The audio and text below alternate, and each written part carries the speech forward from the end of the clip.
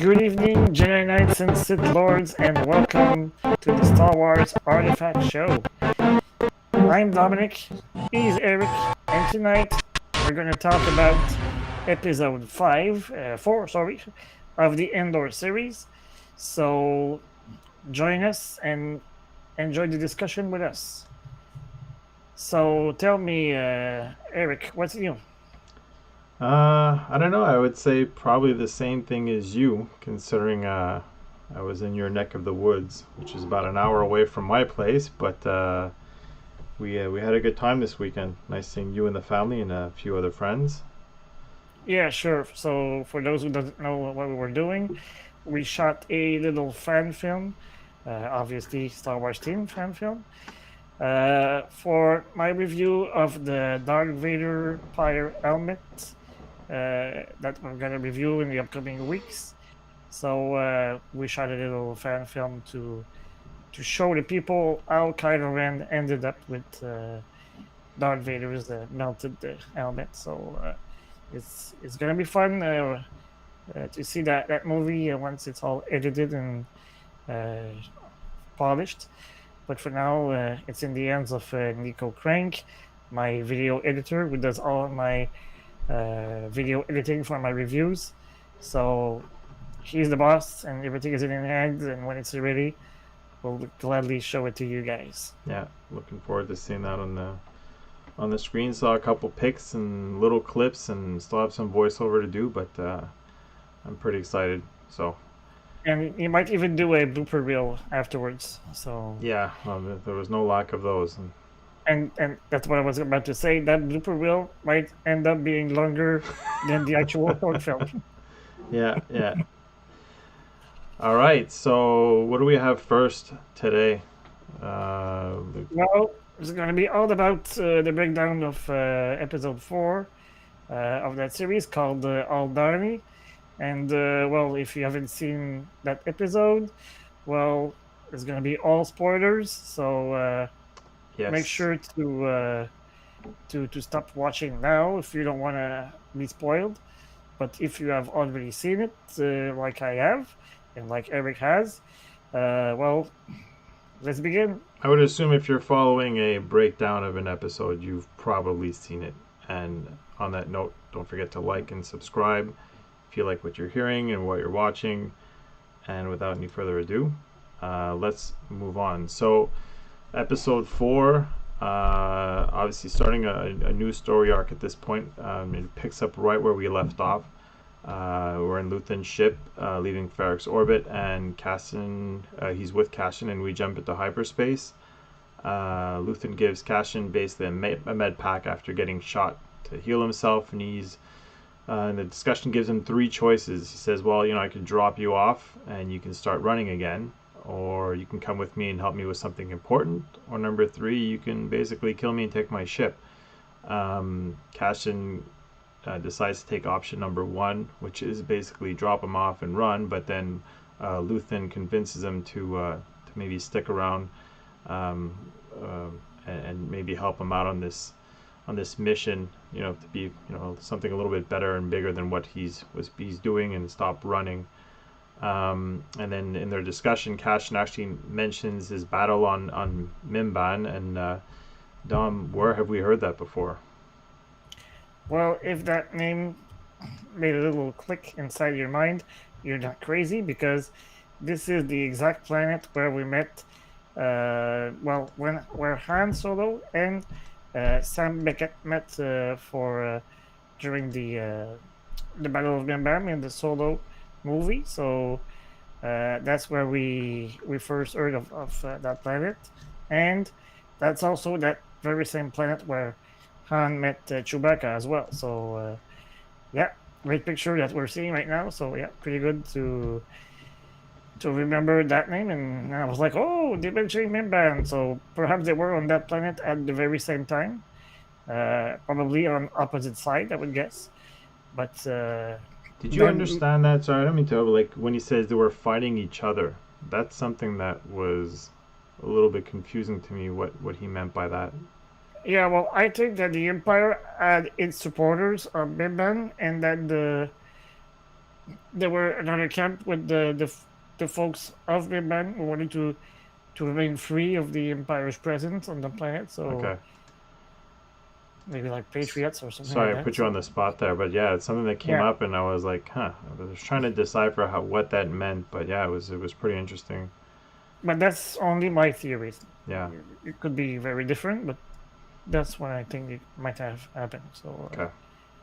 So then Luton tells Cassian that he only survived that battle because he was a cook away from enemy lines, and all the way it feels that Luton knows more about Cassian than Cassian knows about himself. It felt weird, you know. Yeah, I mean, he seems to be a pretty private person. He seems to be pretty surprised at just how much he knows about Yeah, him. So, yeah. So Luton offers Cassian to take part in an important mission, a mission that would really hurt the Empire a lot more than the Starpat box that he stole in the first three episodes. That would be a 5 day mission, and it would give him 200,000 credits. So that's a pretty hefty. That, well, as the Godfather would say, it's an offer you can't refuse. So he decides to get on board, and uh, he asks for more details, and then he learns that they will have to steal an entire quarterly payroll for the entire imperial sector. So that's a pretty big deal. That's a lot of name. That's a lot of identification. They will know. So, and they will also know where the empire is located in that system as well. So that would be a big blow for the yeah, empire for definitely. sure. And then we shift to Coruscant for one of my favorite moments in the episode because we see the ISB headquarters for the very first time. The ISB, for those who don't know what that abbreviation stands for, is the Imperial Security Bureau. So that's something like we can compare to the CIA in the American regions. And well, we're a spectator of a reunion. And during that reunion, they name drop Ryloth. So for those who don't know what that planet is, it's basically the home world of the Twi'leks. So if you have seen the Rebels series, you know Era Syndulla and her family. So that's her species. She's a Twi'lek. So we saw Twi'leks almost in every movies. We first saw them in Jabba's palace in episode 3, episode 6, sorry. We saw them with Sibulba in episode 1. There's always a Twi'lek not very far. So Bib Fortuna, it's also a very famous Twi'lek in the Star Wars universe. So Probably the ugliest one, but yeah, yeah, for definitely. sure. Yeah. And then they mention Arvala 6, which is a planet that I had never heard of before. So if some of you guys have heard about it, please uh, put it in the comments and explain us where that planet comes from. But with my research, I couldn't find anything about Arvala 6. So then, part of the reunion, you have Major Pantagaz is played by Anton Lesser, who's Qyburn in Game of Thrones. Dominic gave me a bit of a briefing of who that was right before. I don't remember the names very much. Game of Thrones, I've seen them all, so but I mean I don't have the memory that Dom has, and he's asking basically the role of the ISB to those who are attending the reunion. And this when we get Lieutenant Deidre Miro, who gives her definition of it, which ends up being basically verbatim what you find in a textbook. So your typical book smart cadet who lacks like the real, I guess, true understanding. And the part that came after was basically Pantagaz saying that the ISB is basically a healthcare service and comparing anyone who's resisting to like a virus or a sickness, and you get like kind of like I don't know, a bit of a World War II dictatorship vibe. The way that they're describing, that it's they need to be eradicated, and the longer that they're taking to discover the symptom of these people that are resisting, the longer it's going to take to cure this disease. So the metaphors used are kind of eerie, but Yeah, one heck of a speech for sure. yeah, you could just see the distaste and disgust that they have with these people. And then we cut to he asked Lieutenant Supervisor Blevin, which is played by Ben Bailey Smith. Personally, I knew him from watching Ricky Gervais comedy on Netflix, Derek, and the David Brent movie that he made, which is a bit of a spin-off from The Office. He's also a rapper. He actually plays one in both of those series, and I was quite surprised to see him playing this kind of serious role, but he's got it down for sure. So he's asking him for an update on the Morlana situation, and then we basically get a summary of what happened in between, from episode 1 and 3 so far in this series. Then he gets another update from another officer, which brings up the fact that there's an increase in construction shipments going on Scarif. And then Dom, I'll let you remind us what Scarif is. Well, that's another planet name drop. Well, as you probably know by now, Scarif was shown in the Rogue One movie at the very end, at the Battle of Scarif. That's the tropical planet where the Citadel was located, and where they had the archives for the plans of the Death Star. So it could be that they're currently building the Citadel, or those materials could be destined for for the Death Star itself. So it's quite intriguing to see that they're mentioning that there's like construction material being sent over there, but they never mention for what use it will be. So Yeah, that's pretty coincidentally intriguing. Yeah, ends up being where Cassian is going to meet his death. So it's yeah. Spoiler alert. yeah. Well, if you haven't seen Rogue One, you shouldn't be watching. Sorry, but so then you Yeah, continue. let me go on. Yeah, first we're gonna make a little shout out to Guillaume Ludo, who's our biggest fan so far. Yes. Thank you for being there. If you have any questions or comment, feel free to add it to the chat. So we then switch to Aldani. Aldani is the planet where the mission, Cassian's mission, will take place. So first, Luton asks Cassian to take a fake name. He chooses Clem for no particular reason, I guess. He was had it And pretty ready. I don't know if you realize it, but he was quick on that. I find Clem, like as if like yeah, you wish he was named Clem or something when he was born or something. I just thought it was pretty funny. Like no hesitation, Clem. All right, cool. All right, you got that name, good. So or maybe it was the name of a friend who died. I don't know. Maybe we'll learn more about that yeah, later on during good the point. series. Good point. Yeah. So he then gives Cassian a blue kyber crystal as a down payment and a sign of good faith that he will end up paying him at the end of the mission. But what caught my attention is that he called it a Kawari signet and a sky stone. So this is the first time that they use those terms to talk about a kyber crystal. So Well, I thought it's it was pretty interesting. Yeah, especially after this weekend, I learned to actually yeah, held one this yeah. weekend by like I True. referring to the Kyber crystal and talking about bloopers and stuff like that. But yeah, I mean, so when you held it out, I'm like, all right, here we go, and then he called it something else. I'm like, wait a minute. So yeah, I think I was a little bit surprised as you are. So yeah, I think it's pretty intriguing, but at the same time, they're not Jedi, so they're not used to see those kind of rocks, if we can call those rocks. But yeah, We so have we're gonna a couple see. people talking about Tales of Nabusis. I think Clem is his dad's name, if I remember well. Okay. And someone, and Guillaume is saying Andor is a huge fan of the Walking Dead games, so Clem was natural for Clementine, maybe. So very interesting. All right, sure. So shout out to Tales of Naboo and discuss this or joining us right now. So pretty cool. Welcome among us.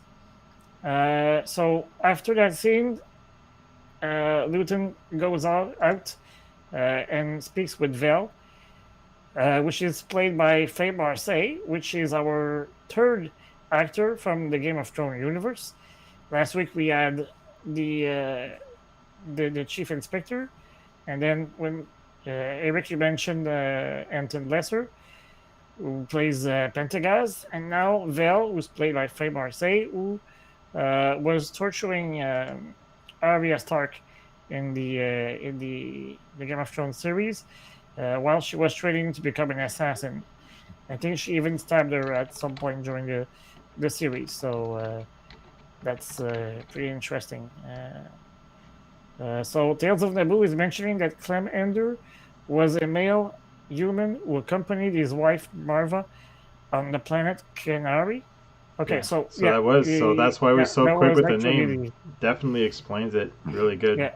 Great information. All right, thanks, Tales from Naboo. And then, well, Cassian is introduced to Vel. She decides to take him along, and they start their long march back to the camp. And on their way back, they need to dodge a pair of TIE fighter who fly above their head. I don't know about you, Eric, but I had my earphones on and my volume was pretty high and almost fell off my chair Yeah, when the TIE fighter had passed that over. intimidating sound to it, and like that screeching noise that we all like. Tales from Naboo is Marie Claude Dawn.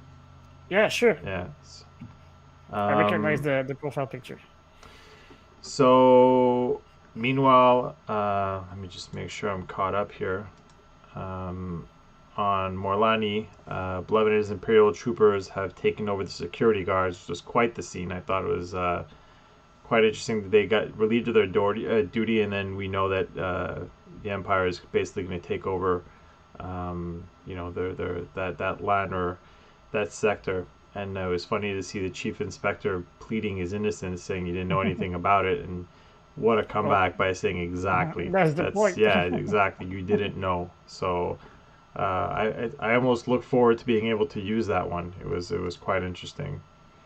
And then on Coruscant, we see Deidre wants to get involved with the Blevins' investigation. She discovers that the Star Path box Cassian stole was from one of her sectors, so she thinks that she should definitely be involved since it was part of her, I guess her district or whatnot, or what she should be involved in.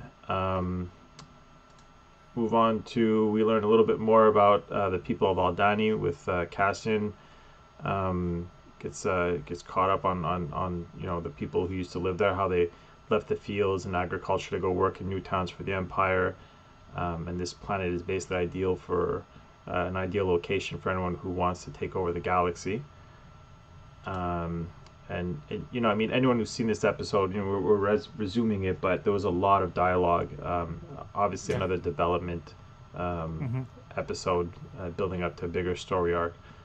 And you got Deidre visits Blevin in his office, who denies her access to the investigation, and he basically tells her not to overstep her kind of boundaries. I forget the metaphor he used was something like walk the ladder or something like that. Was another quite interesting comment. Yeah, that watch he made. out as you climb the ladder. Yeah. Try not to climb the ladder too fast. Yeah, it was. Something like that, yeah. And then she basically obviously disagrees, and she's going to appeal Blevin's decision with Pentagaz. We end up back again. Vel and Cassian arrive at the camp, and I mean they're not too pleased about his involvement, and saying it's very late. They keep mentioning the 3 days, and we've only got 3 days, and when you see the scope of the operation later, I mean it completely makes sense why they would obviously have concerns. They don't know him. They don't. I guess they have no reason to trust him, even though somehow she has no choice but to trust him. But you can see she's got her doubts as well. But she's got to kind of play the role of she's known him and all that. So yeah. then we have the scene which is pretty crazy. Karn returns home We just see him walking with his baggages, and the walk of shame with his tail between his legs after basically all that was his fault. He gets home, opens the door. We think maybe it's his house, but he's greeted by his mom, who gets shocked by his presence, and she's torn emotionally. She slaps him at first and then hugs him. So it was kind of a weird scene, but you can see she's torn with her emotions there, but in the end happy to see him back. So I'm pretty sure we haven't seen the last of him in the series. Yeah, and Discuss This 21 is asking us if we have any theories about episode 5. We'll just finish the breakdown, which is almost over, and then Eric, remind me if I forget. Yeah. To tell you guys, well, at least one of the theories. But feel free to give have. us your theory if you have one. So Yeah, for sure. Yeah. So we'll talk about that in a few minutes. So on Aldari, the team have a little meeting without Cassian, and they express their hesitation about him. And Vel tells them that she basically trusts him with her life, which is some sort of a lie, as Eric told you. She's forced to go with that plan that Luton almost imposed on her. So, well, we'll have to see how everything is going to work out. But I have a feeling that one of them, the younger one in the team, I'm afraid is going to die during the mission. And the one There's who a pulled the theory gun right there. under his chin and Yeah. said, "Well, you're dead, and if you'd work for Saw Gerrera, your head would be on a spike." Yeah. That guy, I don't trust him for some reason. I have my doubts about that guy, so Yeah. we'll have to wait until next week to see if I'm right or not, but or maybe 2 weeks, because it's also going to be a 3-episode arc for that part. So It was interesting also, like when they were walking, Cassian, and he kind of says, well, what's his deal? And she basically says, we don't talk about him. We're not going to talk about him. And that's it. And they leave it at that, Yeah. right? So even Cassian's trying to get his information on Luthen, trying to, he knows a lot about him, but what's his deal? So obviously keeping that all under wraps. And then we go back to Coruscant, and we discover what I could say is Luton's Alter ego, or I don't know what alter you ego. would. Yeah, It's I after love the dressing up. transformation. Yeah. Yeah, I love that transformation in his ship, where he puts on the fancy clothes, the jewels, the wig, And a quick and little then rehearsal, right? he A strikes a little pose. Yeah, Yeah. he strikes a pose to get his getting character. Yeah, so it's pretty epic. And then the meeting with Mon Mothma and Luton is, to me it was a moment that I absolutely loved, because it's like they're playing in a play in front of the driver. Yeah. We quickly noticed that Luton's assistant is part of the scheme, or part of the play, and she Well, she quickly grabs. identifies that he's new, right? As soon as they get there, and they know they've got a play to make to try to get him distracted. Right? So, Yeah, she quickly grabs his attention, showing him some art pieces that we will get back later on during our Easter egg coverage. But I'll give you one Easter egg, which is on screen right now.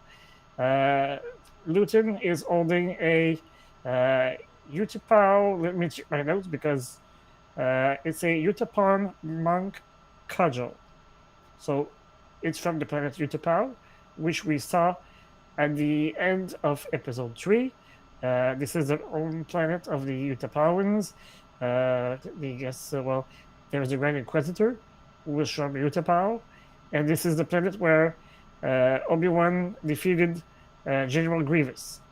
So if it helps you, put it in place. Surprised you don't have one of those laying on your shelf behind you there. So. No, I don't have one of those. No. Well, it seems pretty expensive, Yeah. Maybe a few years. Who knows? And then, he takes Ma to the back store, where they can finally speak more freely. and they discuss uh, about funding. He needs more funds. She wants to give him. She has the actual funds, but it's getting more and more risky to transfer him the money because there are spies everywhere, as she mentions.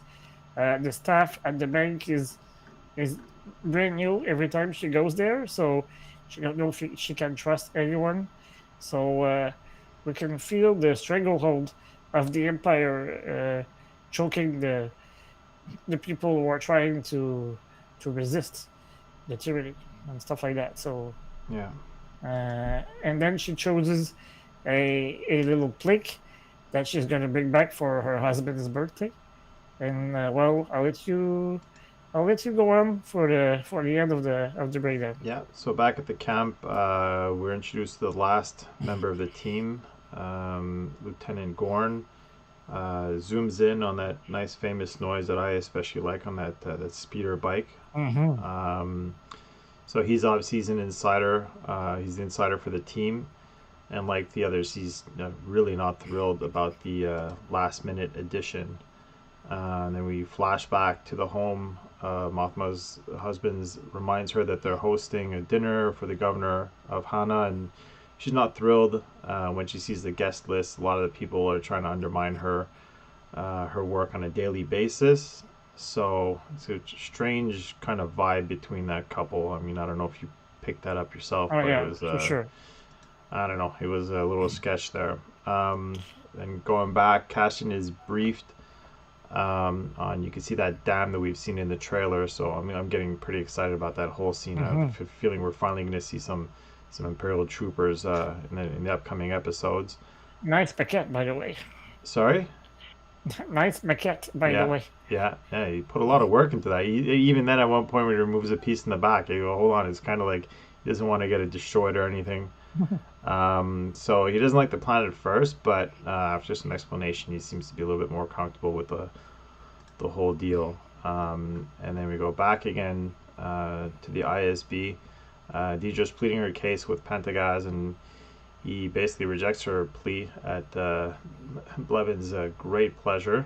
Pentagaz then tries to encourage her by telling her that he's impressed with her detention numbers on Sev Talk. So, like, basically, she's starting to see that, with her slip up of just, being that kind of textbook cadet and being told, hey, your numbers are great. It's like you could see she's starting to feel a little bit, underwhelmed with the respect that she's probably getting within the ISB.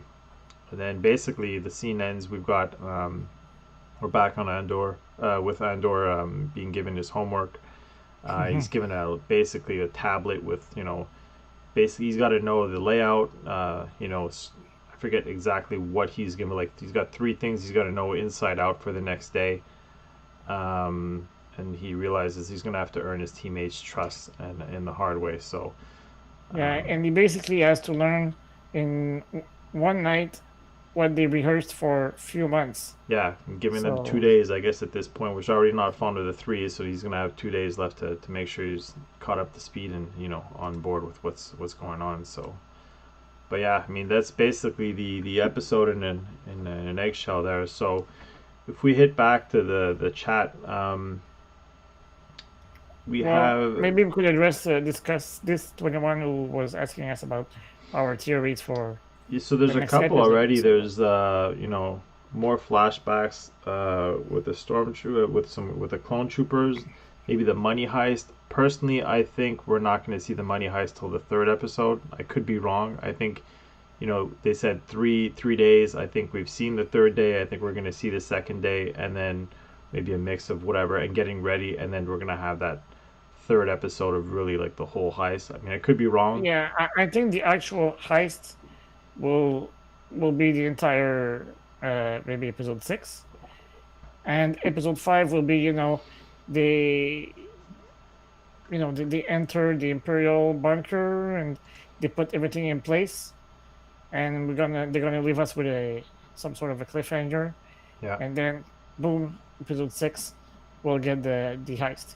But during the episode 5, I expect that we will see the actual dinner party at Ma's place, Yeah. and that's gonna be pretty interesting to see because if we take a look at the guest list and their discussion, she basically says that he's inviting people who are trying to undermine everything she tries to achieve, and people that are cutting shipping lanes, and that it will cost people not to be able to even get some proper food. And she looks at him, and maybe we're gonna be able to discuss that our third course. She sticks it into him. Yeah, So yeah. Again, that vibe between the two is definitely a little weird. and It, what does he do? What does he do for a living? Is he a stay-at-home husband, or yeah, I don't know. It's that's the vibe I got? I mean, he's all about having fun, throwing parties, while the wife is going to work and trying to save the galaxy, basically. And he basically tells her that she's boring and he wants to have fun, and she's going to be sitting at the other end of the table where all the boring people will be, and he will be sitting on the opposite side where all the fun people will be sitting. So yeah, yeah. There's a good Guillaume has a theory that Deidre might end up teaming up with Cyril. So I mean, they're both have that yeah, kind of same. I don't want to ambition, say ambition, but insecurity at the same time. So yeah, that's a definitely that'd be definitely interesting. I mean, personally, I'd like to see it. They're because both they're both getting their fingers slapped for doing the right thing and for the ultimately job there. both looking like he's saying here, looking for cash in. So that the says they're both looking for cash in a way, and they both have the same kind of behavior, which is exactly right. And Yeah, he asked, "Do you think that Mon Mothma dinner will be the moment when she gets spotted as a traitor?" I don't think so. Not right away. Because no, because if we go back to the Rebel series, the the official moment where she makes her speech to create officially the Rebel Alliance and where she resigns for the Senate is in 3 years from now. Okay, So it's 2 years BBY, if my memory is right. So so we're looking almost basically, season 2 at this point. yeah, Yeah. season two, maybe halfway in season two. Okay. So that's not going to be the moment. There might be some suspicions, and maybe she will be able to convince those people that she's not a traitor. But I don't expect it to happen in the next episode for sure. So I mean, obviously having just one episode to look over. I mean, did you want to look at maybe some of the Easter eggs Hmm. that we had looking? Let me Oh just. yeah, for sure. I spotted quite a few actually. I think I kept my focus mostly in Luton's antique shop, I should say. Yeah. So I need to go back one or two pictures. Maybe Hold one on. more, one Yeah. more too. Yeah. But this is gonna be fun, guys. I've There we worked all go. afternoon to see everything. So, uh, well, the first one is the Sid Stalker armor and helmet that we saw in the background. It's a little modified, but it looks a whole lot like uh, the main character from the Force Unleashed video game, Starkiller. So for those who have played that game, you can choose the light side or the dark side at some point in the game, and if you go the dark side way, you'll end up. It's Gildan Merrick, right, Eric? It's what? The Sorry. character's name is Gildan Merrick, and he becomes the Star Killer, and he wears a helmet, well, exactly like this. So Yeah, it's just. I mean, obviously, I don't think this. I mean, it's not canon, but it was quite interesting. And for me, I saw a message go through my messenger today from JP Rival who spotted it, and he was extremely excited about it. And um, it's I'm curious to know where they're gonna go with this. If it's just like you said, an Easter egg, or if they're leaving the opening for something to happen. I doubt we're gonna see him like we saw in the video games as like Darth Vader's apprentice or whatnot. Hmm. But if there's a way to work that character back in there somehow, even if it's not as the apprentice, then I mean I'm all for it for sure. I mean there's a lot Yeah, of popularity, a lot of demand. So it would be cool for sure. And perhaps it's not even Starkiller's helmet or armor. It's simply a Sith Stalker armor, and they will introduce Sith Stalkers later on in the canon. So okay, that's what I we'll wasn't just sure if have it to was wait and his see. own or if it was just an armor that was a little bit well known, or if it was really just Star Killer that wore that. But I guess you clarified that. Apparently, it's not so. Okay. And if you go back one picture at the shop, you're gonna see a helmet, and that helmet, I had to search a lot actually for that, because it reminded me something that I had seen in some reference books, and I actually found on Wikipedia that it was a helmet similar to the one that Sal Porin, which is a Wookiee, that fought during the battle in Episode 3 between the Wookiees and the Trade Federation and the Huh. Separatists, I should say. Uh, so the helmet is pretty similar to that one, and well, I just thought that it could be an interesting Easter egg that it would show us, It's So funny that picture looks like it's his bus pass picture. His pass to go driver's to his license. yeah his drive his pass to Dawson College or something like that. Pretty funny. So that's it for that one, and then we see the stones that Luton's assistant is showing to Montmart's driver, and those stones got me a little excited because we saw them, well, similar stones to those one, in both the Rebel series and the Clone Wars.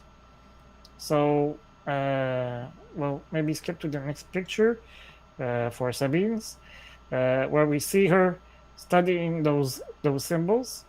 It's a hand on the side, a open hand, and a fist, and those are the symbols of the Mortis gods. This is the trippiest arc in the Clone Wars, if you have seen it. So basically, Anakin, Obi-Wan, and Ahsoka get taken in another dimension. I guess I can say that, and they meet the father, the daughter, and the son. The daughter is the expression of the light side. The son is the equivalent or the expression of the dark side, and the father keeps the balance in between all those characters. So basically, in that arc, the father wants to, well, he is dying, and he wants Anakin to take his place. And well, turn of events happen, and they end up all dying during their presence on Mortis.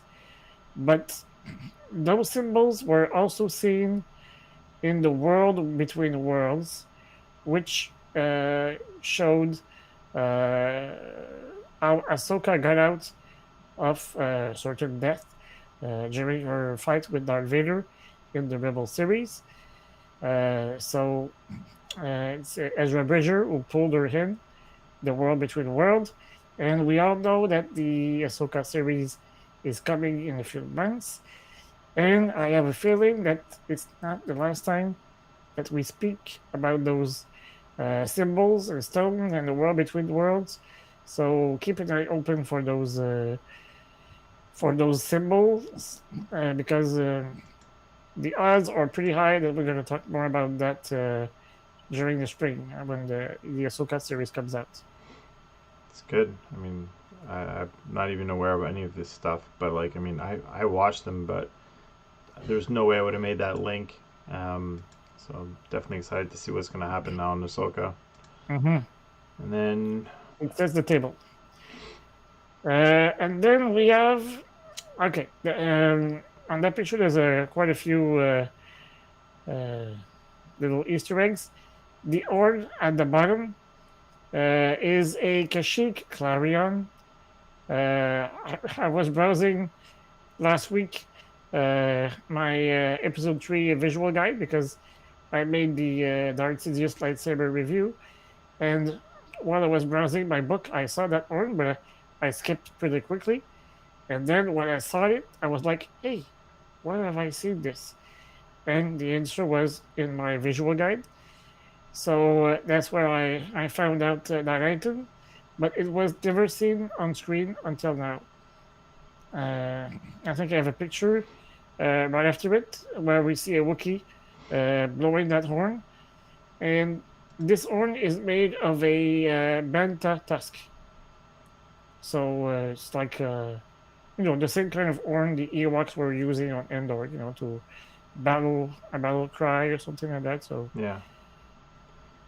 So I mean, basically, if you go back to the other one, I mean, it seems to me clear as day. It almost looks like it's the Mandalorian's armor that's sitting right there. I mean, I know it's not, exactly. but Well, no, it's actually a Mandalorian armor, not the Mandalorian that we see in the series, but it's a Mandalorian armor for sure. it looks like it's made out of Beskar and everything. It really looks like Yeah, what he's wearing, like even the shape of the shoulder bells and everything. It looks a lot like what he has. So wow, I just spotted that now in that picture. So and yeah, we see the little shapes on the middle of the chest that indicates like a angular shape, and that's typical to the Mandalorian culture. huh. Above the horn, there's a T-shaped curio that is actually a calicori. A calicori is something very important in the Twilight culture. It's all about some sort of a family tree. So every generation add a part to that structure, and it's their it represents their own legacy. I mean, Dave So Filoni's name, I don't remember seeing it anywhere in the credits. I haven't really watched them all, but he has to be in on this somewhere for all this stuff to be in it. I mean, you can get this from probably Lucas, but the only person I can think of that would know all this, unless they have some super fan there, is Filoni that's got all that knowledge of the animated series and how to put this all in and make it fit together. So could be wrong, yeah, but for sure. Yeah, and if you're into those kind of objects, like I am, maybe, yeah. you can find one at Dakandar's Den of Antiquities at the Galaxy's Edge. So I think those kind of objects are pretty cool. You can see yourself as Grand Admiral Tron who collects artifacts like that, and it's pretty cool. I own the Temple Guard mask that we see on his office in the Rebel series, and perhaps maybe I will someday earn or purchase this Twilight Calicori That's good. and I'm add gonna it to go my there collection. thinking it's something completely different. I would have seen that and I would have never even thought twice about it. Being like, oh, okay, that's cool. But now, I mean, you put some kind of context behind it, it makes it a lot more interesting. So, Yeah, yeah. When you'll see it, you'll say, "Well, okay, that's the piece." oh, there's a better picture there. Yeah, that's the one that they sell. Ugh. Okay, I forgot. I just saw it. That's the price at the bottom. I Yeah, think I'm gonna skip that one. you need to be a real fan for Yeah. sure. Well, I mean, or someone that lives in the area, or someone like yourself, I guess, who's constantly buying from there. But like for me, for a Hmm. one visit thing, and No, for it's sure. definitely not something I would get. But yeah, I No, could no, see that it's somewhere in your it's room. you're right. If it's for someone like me who almost has prep almost all the valuable items already uh, from Galaxy's Edge, and I'm down to the bottom of my wish list now, so it very well could be my next purchase. Who knows? Yeah. And then in the backstore, we see in the background a Jedi and a Sith holocrons. Holocrons are like memories. Okay, for just to be sure, there's a square box and the little pyramid we see on the shelves all the way back. So basically, they are archives, are living archives of both Jedi and Sith culture. Sometimes they can hold a message, like the one we see in the Rebels animated series, where we can hear the message of Obi-Wan Kenobi saying that they should stay away from the Jedi Temple, which is basically the message he recorded at the end of Episode 3 before they left Coruscant. And those are the ones from my personal collection. The one in the middle is basically it's Vader's castle, right? Like, I mean, yeah, the one in the middle is a Sith obelisk. Yeah. It's not an holocron, but the blue box and the red pyramid are actually holocrons, and you can actually put a kyber crystal inside those holocrons, and you'll hear messages from both Jedi Knights or Sith Lords, depending on the kyber crystal you're putting inside. Is that Galaxy's Edge as well, all that stuff? Or? Yeah, yes it is, and it's a lot cheaper. The holocrons are like $50 US for sure. So, and each kyber crystals are, I think, is almost $20. And that's it's good like if you're buying progressively like you do, but I think if anyone's trying to build that collection in one shot, it's going to be expensive, but like any collection, it's fun to build it slowly rather than just own everything at once. And the concept is like a trading cards. So you're buying a little tube, different color tube.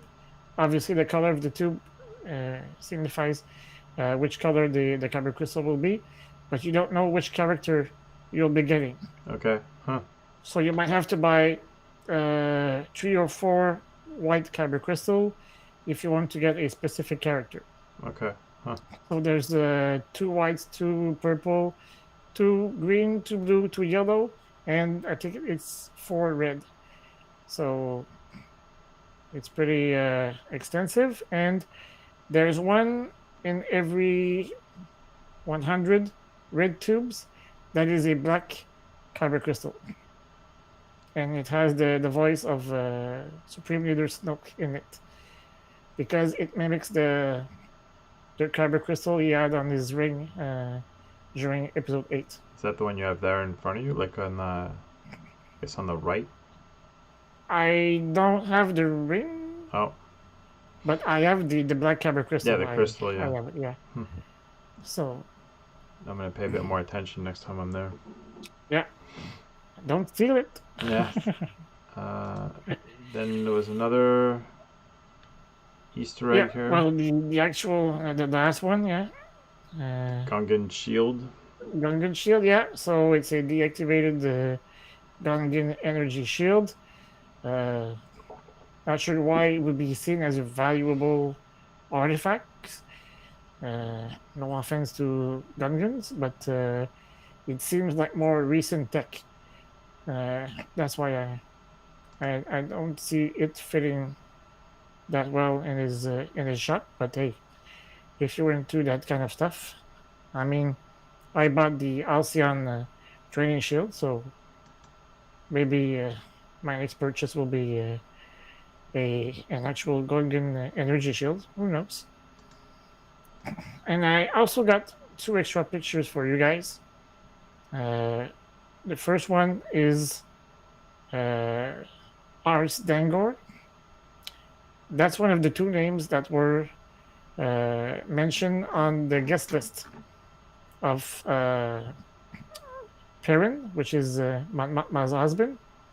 And he's one of the advisors that we see at the very beginning of Return of the Jedi, when Palpatine arrives, and you see folks behind him. That's one of the advisors. He might not look like this in next week's episode because he was never actually officially introduced in the canon. So Does he have he might screen have a different time? look. Like we actually see him, or Not really, oh, not really. So he's mentioned, but he's never seen. So I think the scene was cut in the editing room. So, the next but one the I did this notice. one, So yeah, I did notice. I mean, the kind of smaller versions of the carbonite. Call it true. Okay, plaques or plates, and then that I spotted, but I mean, I couldn't really tell what was on it. I guess just something. I mean, it was used for something else besides freezing people, right? I mean, I guess yeah, in episode 5, it was the first time that they were actually testing it on a human, if I remember yeah, well. So I yeah. mean, Lando tells Vader that it's usually used to carry merchandise, not people. yeah. So I mean, I'm not sure unless you have any insight, but I mean, there's obviously something. There's Yeah, something there. it's too hard to see what it is. It's actually look like a something circular, but what it is exactly, I saw some theories around the web saying it could be an Indiana Jones Easter egg, Yeah, and it like could a be the whip. whip. Yeah. Yeah, I mean, that's what it looks like, but I mean, yeah. I mean, who knows at this point? yeah, and we'll probably never know. You also had another. Another character, which Yeah. is uh, the second guest that we can recognize on parents' list, and she is Sly Moore. She is a force sensitive individual, and she's basically Palpatine's left arm at the Senate. We see her on his little flying pod when he makes some speeches. So and she's bad guy for sure. She's evil, She gives and that she knows. that vibe of Doku's apprentice there. What was her name? Yeah, yeah. As far as interest, Yeah, yeah. She's got that definitely look to her. So yeah, and she's not from the same planet. I don't remember which planet she's from, but it's not Dathomir for sure. So, but she knows that Palpatine is a Sith, and that's why Mon Mothma went ballistic. When she saw her name on the list, and she looks at her husband and says, "What were you thinking, inviting those kind of people to our place?" So, yeah, I think and she's noticing that her husband is giving in more and more to the Empire and their I guess their lifestyle, their way of life, and everything. So it's concerning to her because I guess with her hidden agenda, the last thing she needs is these people closer to her, right? So mhm, yeah, definitely. And that is the plague that she ends up borrowing, not purchasing, but she's borrowing that to bring to her husband. But I guess he'll never see it yeah, because she's gonna during their return. fight, she said that she would return the gift. So Hey, because rumor says you got me a gift. Because I don't know, I'm returning it. Like, all right. there's no official meaning of or whatever it signifies. The Luton says it's the face of a goddess overlapping the face of a snake. So maybe it could be like the light side and the dark side, meeting at some point in the middle. The the balance that Luke Skywalker was talking about in the the Last Jedi. So what's in between? Also So looks like there's a Pokeball on the top right corner of it. So and the engraving reminds me a little of the first picture we spoke about with the ends on the yeah. side and the fist and stuff like that. So maybe it's all connected, and we'll find out at some point watching the Ahsoka series. Well, I mean, Who I'm knows? definitely stoked about the. I mean, the next few episodes are going to come out, and it's funny. I've explained it to one of my friends hasn't even seen it yet. He's a fan, but I told him like you have to watch the first 3 episodes, and I'm like, if you're not going to watch this one, the next one anyway, episode Hmm. 4 right away, you might as well wait a couple weeks and probably get that story arc as well. But like even then, like I think we got spoiled by getting the first 3 right away, not having to Hmm. wait to. And I think we spoke about it last week too. I mean, if the first episode would have came out, waited a week for the second episode, we'd be like, man, this is slow. But Yeah. we got the gist of it, like obviously with the first 3 episodes, and then now I'm fine. I'm glad to take it in slowly and not have to like be given the full season that you binge and then you gotta wait a full year, if not more. I mean, I'm not sure what the schedule is for the next one, but Yeah, I'll I take think it they in small found the right doses. formula. Yeah, Yeah, they found the right formula for that show, and now, as I told you when we were chatting yesterday, I would have gladly take another 3 hours. 3 hours. Yeah, Yeah, yeah, I would have liked to see that entire arc. But now that's the point of a series. Don't you have to be hooked, and at least now we can talk every week about that episode and go all the way through and take our time and enjoy it. If we binge watch it, we'll talk about it, and next week I'll be over. So yeah, yeah. it allows us to talk about uh, that stuff for weeks, and It's like your I think collection. it's You pretty build it cool. one piece at a time, and then enjoy it Yeah, when it's all done and complete, rather than just buy it all at once. So yeah, and the collection is never complete. yeah, exactly. And I don't think I think with Disney on board, it'll never be complete. Also, so it's good. We'll always Mm. have something coming, and there's a lot of stuff to look forward to. So Yeah, we are spoiled and we don't realize it. yeah, yeah. And then some people that are just the whole anti mouse thing, and I feel Hmm. bad because I mean that's what we're gonna have for a while. And if you're not on Hmm. board and you're just angry and you just want to stick with the original, then great. It's not for you. But like I'm pretty excited. I mean everything that's come out so far with the Mando Book of Boba Fett was probably the weaker of all the series so far. But like even Hmm. then, the second half, which was basically Mando 2.5 or Hmm. I mean, That was fun. yeah, it's getting us, giving us some context, some backstory, and filling in the gaps and everything that we've been asking for years and years. So, um, And we'll be able to dive into action right away when Mando starts. yeah.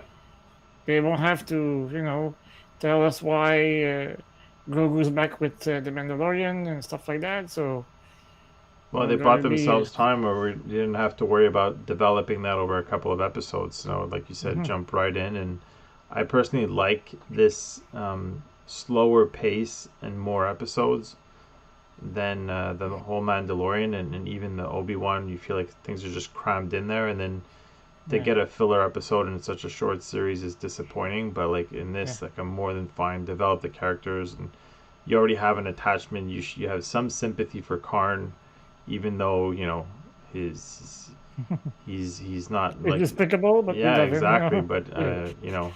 so you see the more human side to it. You see the other side of like the Imperial Army and the all these different groups, and I don't know. I personally like the character development, so not as fast Yeah. paced as some people might want, but I'm more than fine with it. So And if we go back to the Mandalorian, I mean, I can't wait to see the chemistry or the rivalry that will settle between Din Djarin and Bo-Katan. yeah, It's going to yeah. be pretty interesting because Looks like they're setting her up to be like the bad guy, I guess, right? So yeah, and yeah, the unfortunate thing is that he told Bo-Katan that he doesn't want anything to do with the dark saber.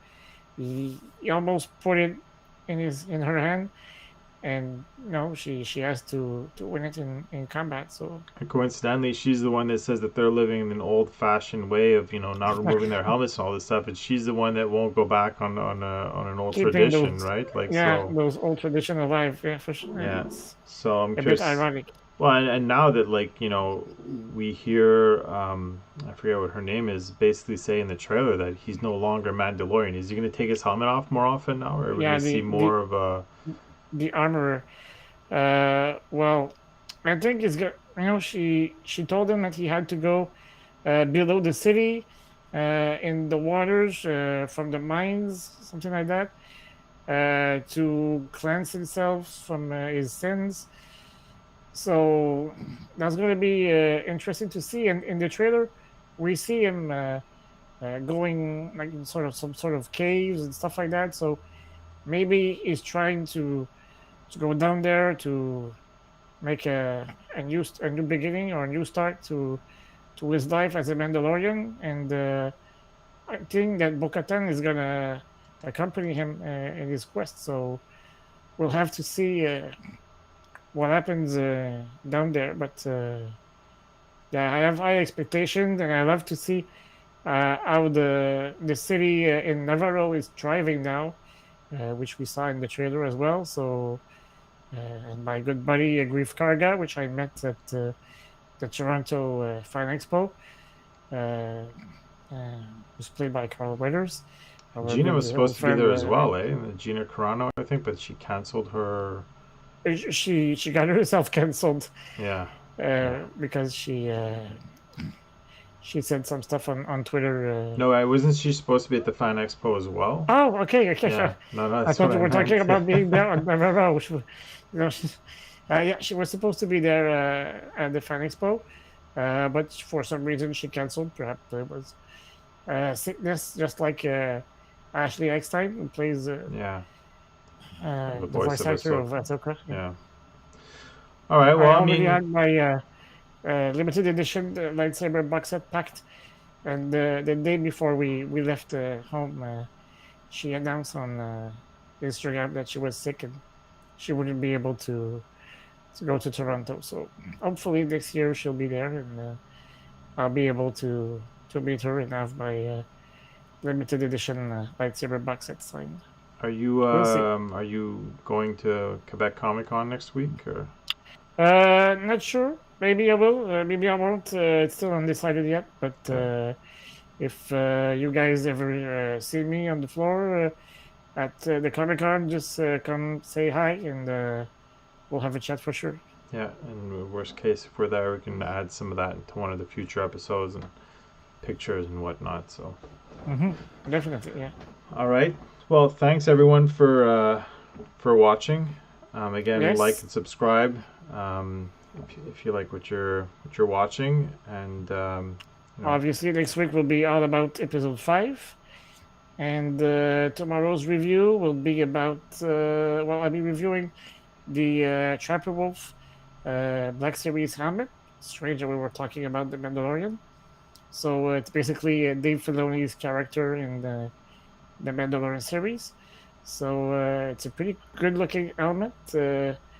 One of my favorites because I like the color tones. So it's going to be pretty interesting. So unless you have anything else to add, Eric,